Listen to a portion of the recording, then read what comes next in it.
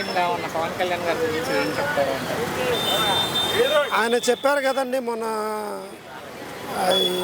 ఈ పెట్టుబడులు తీసుకురావడంలో నేను కాదు, అనుభవం ఉన్న ముఖ్యమంత్రి ఉండబట్టి పెట్టుబడులు అనేది తీసుకురాగలుగుతున్నాను.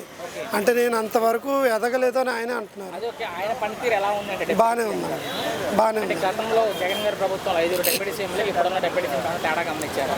అంటే అది కూటమి ప్రభుత్వం కాదు కదండి, ఇది కూటమి ప్రభుత్వం కాబట్టి కూటమి ప్రభుత్వంలో ఇతను ఉప ముఖ్యమంత్రిగా ఉండడానికి కేంద్ర ప్రభుత్వ నిర్ణయం కూడా కొద్దిగా ఉందండి. ఎలాంటి మార్పులు చూసారు ఈ రాష్ట్రంలో అంటే మీరు ఆయన డిప్యూటీ సీఎం?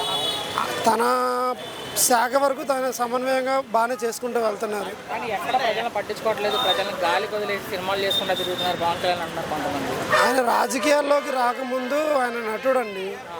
ఇప్పుడు గతంలో ఎంజీఆర్ కానీ జయలలిత కానీ చాలామంది ముఖ్యమంత్రులుగా పనిచేశారు. వాళ్ళ పని వాళ్ళు చేసుకున్నారు.